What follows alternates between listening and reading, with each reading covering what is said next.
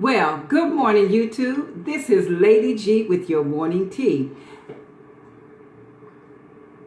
And let's get right to it. Have you ever been in a toxic relationship, or have you ever been in a situation where you felt like, I know this is not good for me and I need to get out of this? And you prayed and you prayed and you asked God, you said, God, if you get me out of this, I'll never get into this again. Lord, if you deliver me from this man, he don't never have to worry about seeing me no more. Matter of fact, when I leave this house, I'm going to tear down my rearview mirror so I don't even have to look back. Or have you been in a situation where maybe you were addicted to something? You had a sexual addiction or drug addiction or a gambling addiction, or maybe you had, and you said, Father, if you just get me out of this, if you just deliver me from this, you don't ever have to worry about me even looking at a casino. I will close my eyes. I will go in another direction. I will never even put my feet on the soils of another casino, because I know that I'm too weak. I can't indulge in that because it overtakes me. Or have you been in a situation, a relationship that was like maybe so toxic that maybe she didn't respect you. She didn't treat you like a man. She demasculated you. She talked down to you. She disrespected you. She was not submissive. She was just all over the place. She just didn't really care, didn't love you, didn't care for you as a wife. Maybe even she was abusive. She was physically abusive, because you do have women that beat up on men. You do have that. Or maybe you were in a situation where you figure, he beat me and I need to get out of this, or he's verbally abusive, or some people are psychological. They do that psychological abuse. They do all kinds of things. They hide things from you, try to make you think you're going crazy. They say all kind of ugly things to you, tell you you're not beautiful, tell you nobody will want you. They play all these types of games with you. So have you found yourself in that type of situation where they devalued you? They made you feel light, little, and low about yourself because they just didn't speak into your life. They didn't speak positive. They didn't try to encourage you. They didn't try to help you in any type of way. All they did was just abuse you.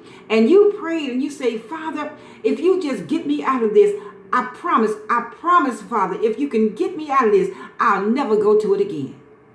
And so here it is in the book of Exodus. I'm thinking about the children of Israel. Here they were in bondage in Egypt for many years. And God raises them up a deliverer, because the people began to cry out to God and say, God, we're under a hard taskmakers. He's helping us make bricks with no straw. He's just hard. He's beating us and he's mistreating us. And we're oh my God, Lord, please deliver us. So God raises them up a deliverer, and he raises up Moses. Moses was, some of us may know the story of Moses. Moses was during the time when there was an order to kill all the firstborn sons. And so Moses' mother took him and she hid him in a basket, and she put him on a little lake. And Pharaoh's daughter came and found him. And lo and behold, she took him into Pharaoh's temple, and she had Moses' mother to midwife him. So that's just like God. So Moses was raised up as an Egyptian, but his mother never let him forget where he came from. So Moses, seeing the abuse of the children of Israel, one day he saw a man beating and mistreating one of the slaves, and he killed him. And lo and behold, somebody saw him. So he ran and he fled and he went to the desert, and during that time, that's when he ran up on came up on the burning bush, and God told him to take your shoes off, for the ground that you step on is holy. And it was not holy until the Spirit of God began to burn in that bush. So moving right along, now God has spoke to Moses. He's instructed Moses to go back to Pharaoh and tell Pharaoh that I said to let my people go. So Moses being obedient to God, after saying, well, Lord, I can't speak well. I stutter. You really don't want me. You talking about me? No, you can't be talking about me. But after some convincing, God sent him, and he went and he talked to Pharaoh, and he said, Pharaoh, the I am said to let my people go. Well, Pharaoh, he didn't let the children of Israel go easy. It took some plagues, some locusts, and the water turned into blood. And the last plague was the death of all the firstborns. And God had instructed the children of Israel to put the blood over the doorpost, and the death angel would pass them by. So after the death of Pharaoh's firstborn son, he decided that I'm going to let the children of Israel go. And so they got everything. He said, take everything that you brought in here, take everything with you. And so they loaded up everything, and they were making their exodus out of the land of Egypt after being slaves over many, many years, after being under bondage, after being mistreated. They were finally going to be free. So they're leaving and they're making their exodus. But during the process of their exodus, Pharaoh has a change of heart. So he gets his chariots and he gets his army and he gets all of his soldiers and his troops, and he begins to pursue them as they make their exodus. So they get to the Red Sea. Now they have the Red Sea before them and they have Pharaoh behind them. But God instructs Moses to strike the water with your rod, and the waters, God parted the waters, and the children of Israel began to walk through the Red Sea. They walked through on dry land. And so here comes Pharaoh. He's fastly behind them, but they're crossing over to the other side. And on the other side of the Red Sea was the wilderness. So Pharaoh, he's going in. His chariots' wheels are breaking off and things are happening. But he makes it, he and some of his soldiers, they make it to the Red Sea. But as God would have it, he closed up the Red Sea. And Moses and Pharaoh and his army were destroyed, annihilated. Now you have the children of Israel. They're free. They're no longer slaves. They're no longer in bondage. They're no longer held captive, but they're free.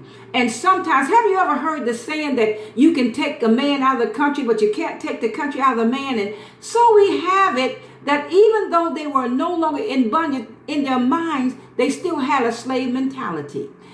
As they were making their exodus and they were going through the wilderness, they began to murmur and complain because why? They got thirsty. And they said, wait a minute now, Moses, now there was no graves over there in Egypt and you brought us out here to die of thirst. So what's going on? So God blesses and he gives them, provides water for them in the wilderness. Because they came to a place called Moriah, and there the water means bitter, and the water was bitter, and they couldn't drink it. So they began to murmur and complain, well, when we were in Egypt, we had water. But God provided water for them. So they went on their journey in the wilderness, and they started to get hungry. And they said, now, wait a minute, Moses, now you done brought us out here to die. Now, when we were in Egypt, we were able to eat. We were able to drink water. They beat us, but we were able to sleep. We were comfortable. So what's up with this, Moses? Now, why you brought us out here to die? So now Moses goes back to God, and God says, okay, I'll feed them. So God rains down manna. Manna meaning, what is this? He rains down manna from heaven, and he feeds them. So now God is taking care of their needs. And isn't that just like us? God delivers us out of a situation, and we start looking back. We start saying, well, as God takes us through our delivery process, he takes us through the Exodus process, we start getting a little lonely, and we say, well, Junebug wasn't that bad. He didn't beat me every night. I'd rather a piece of man is better than no man at all. But honey, let me tell you, you don't need just breath and breeches. You need to wait on God and let God send you that man of God that will support you, that will protect you, that will pour into you, that will cover your house with prayer, and that will lead you to the house of God. That will be a man of God that is accountable to a man of God. You need to make sure that you are holding on to the promises that you made God. The Bible says it is better not to make a vow than to make a vow and break it. So don't break your vow. God, if you leave, if you get me out of this, I won't go back. But in the midst of the wilderness, we get a little lonely, and we want to go back and start reading those old text messages. Oh, look what he said to me. Oh, look at it. And we start reading the old emails, and some of us, we even get to the point where we start driving back by their houses and crying because we see another woman or another man's car parked in the driveway. But God has delivered you. God has brought you out. So hold on to your deliverance. God has given you coaches. God has given you ministers. He's given you pastors and teachers to help you and to coach you along your way. Hang on to the coaching. Hang on to your teaching. Stick in there. Stay in there, because There's no good thing in Egypt. In Egypt, there's abuse. In Egypt, there's alcoholism. In Egypt, there's sexual addictions. In Egypt, there's verbal abuse. In Egypt, there's psychological abuse.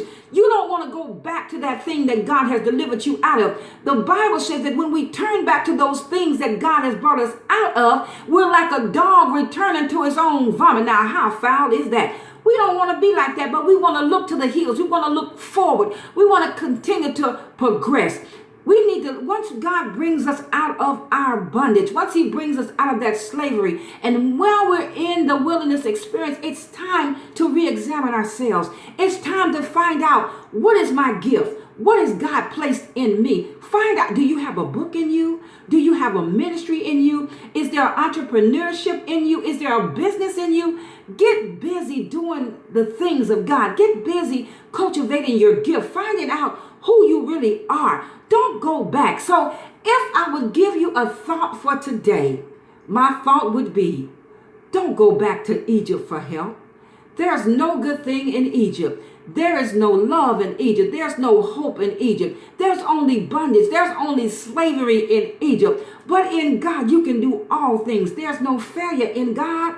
If you look to the hills from which cometh your help, God has placed pastors. He's placed teachers. He's placed counselors in your life to help teach and guide you. The Bible says that in the multitude of counsel, there is safety. So don't look back. Delete those text messages. Delete those pictures. Stop going through the wedding album. It's over, honey. Look forward. God has great things ahead for you. Every day is a new grace. He gives his grace is sufficient for the day. Don't borrow from yesterday's grace, and don't borrow from tomorrow's grace, for his grace is sufficient. You can make it, honey. You can get through it. Man, don't look back. There's nothing back there.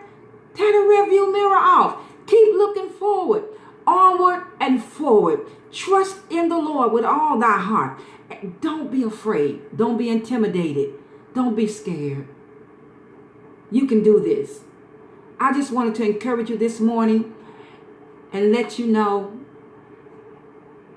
there's great things in store for you. God has great things in store for you. Don't look back. Junebug ain't worth it. A half a man is not better than no man at all. Cultivate the work that's in you. Birth that ministry that's in you. There are dreams inside of you. There are visions inside of you that you have just let die. Breathe life back into them. Breathe back into them hope. There's hope now. You can begin again. Life is not over. Honey, Shaquita is gone, but life is not over. Billy is gone. Life is not over. Throw away those pictures, honey. Delete those text messages. Delete those emails and look forward to your new beginning. Don't go back to Egypt for help. Don't start looking at those old things and letting the enemy deceive you and say, and because what he'll do is he'll block out all the bad things and just show you the things that was good. Honey, you just got away with your life. You barely escaped with your life. Don't go back to Egypt for help. Keep going forward. You can make it. You can do it. So this is Lady G with your morning tea. And your thought for today is, don't go back to Egypt for help.